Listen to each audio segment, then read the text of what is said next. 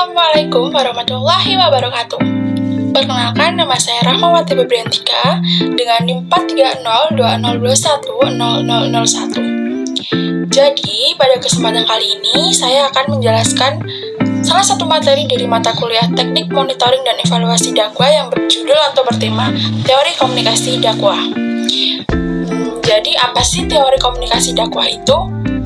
Nah, komunikasi dakwah adalah proses penyampaian informasi atau pesan dari seseorang atau kelompok orang lain yang bersumber dari Al-Quran dan hadis dengan menggunakan lambang-lambang baik verbal maupun non-verbal dengan tujuan untuk mengubah sikap, perilaku, dan juga pendapat orang lain yang tidak sesuai dengan ajaran agama menjadi sesuai dengan ajaran agama.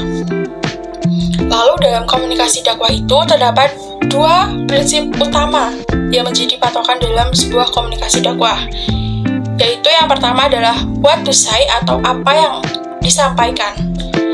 Apa yang disampaikan di sini adalah bagaimana pesan itu dapat sampai kepada para audiens seperti itu. Dan yang kedua adalah how to say atau bagaimana cara menyampaikan pesan melalui beberapa metode dakwah. Nah, selain prinsip tadi, terdapat beberapa hal yang menyangkut komunikasi dakwah yang harus digarisbawahi atau yang harus diketahui. Di antaranya, yang pertama adalah konteks dan audiens. Nah, sebelum berdakwah itu penting untuk memahami konteks dan audiens yang dituju. Perlunya menganalisis secara mendalam tentang latar belakang, kebutuhan, dan karakteristik audiens agar dakwah dapat berjalan dengan lancar dan juga efektif. Lalu yang kedua ada pemilihan bahasa yang efektif. Dalam penggunaan bahasa sendiri sangat berpengaruh dalam keberhasilan suatu dakwah. Mengapa sih begitu? Karena pemilihan bahasa harus sesuai dengan latar belakang audiens agar tidak terjadi kesalahpahaman antara audiens dan juga dai-nya. Seperti itu. Yang kedua adalah inklusivitas dan toleransi. Dalam berdakwah itu, setidaknya pesan yang disampaikan harus menekankan pentingnya inklusivitas atau pengakuan dan toleransi. Dakwah yang sukses tidak boleh memaksakan keyakinan atau kehendak atau bahkan menghakimi orang lain. Nah, dalam komunikasi dakwah harus menciptakan ruang dialog antara berbagai pemahaman dan juga keyakinan serta pemikiran. Nah, yang keempat ada penggunaan metode. Penggunaan metode juga sangat berpengaruh dalam keberhasilan suatu dakwah.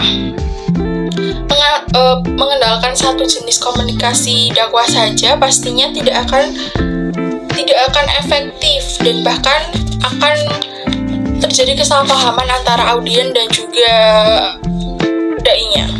Lalu yang terakhir adalah evaluasi dan peningkatan.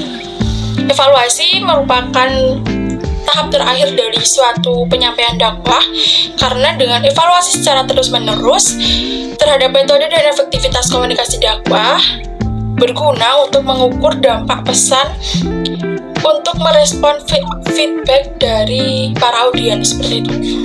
Lalu hal tersebut dilakukan agar lebih efektif dalam mencapai tujuan komunikasi dakwah. Itulah beberapa pemaparan materi dari saya. Kurang lebihnya mohon maaf. Sekian, terima kasih. Wassalamualaikum warahmatullahi wabarakatuh.